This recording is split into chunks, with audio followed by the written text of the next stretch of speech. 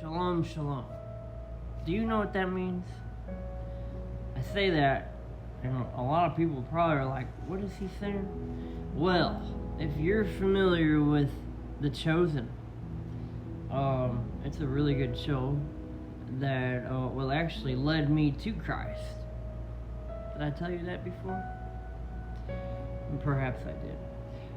The very beginning of my whole journey, not my whole journey, but walking with Jesus, for real, I was suicidal, contemplating suicide in a prison cell in Fulton Diagnostic Center in Missouri.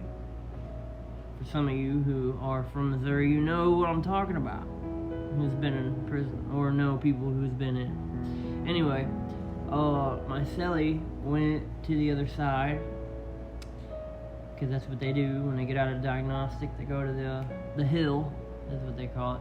Anyway, I had to settle myself, and it just so happened that the vent, which is usually little bitty mesh holes, happened to be sawed out perfectly just right for you can tie a sheet through it. And I was waiting until midnight count so that I had at least a couple hours before the CO would come back around. That way I could, if God didn't stop it again, because, well, it's part of my testimony, but I've taken myself out many times, stopped breathing, and I've been dead for about 10, 15, 20 minutes at a time on different occasions. And I figured, well, if he wants to, he could stop that and make it to where I wasn't brain dead or anything. I could be hanging there for 2 or 3 hours, and still, if he wanted me to live, which I'm grateful for now, I would have lived. But anyway, nevertheless, I was watching Chosen, first episode of season 1, and Jesus is talking to Mary, and she was going by Lilith at the time because she was possessed by demons, and she was in the bar. Forgot what they called it back in the day. Tavern, whatever, yeah.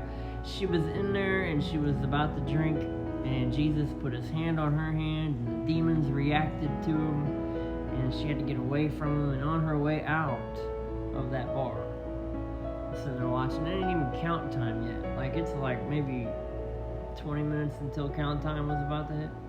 I'm watching this, and I'm like, man, I immediately was like, I felt it. Because when he came out there, he was like, Mary.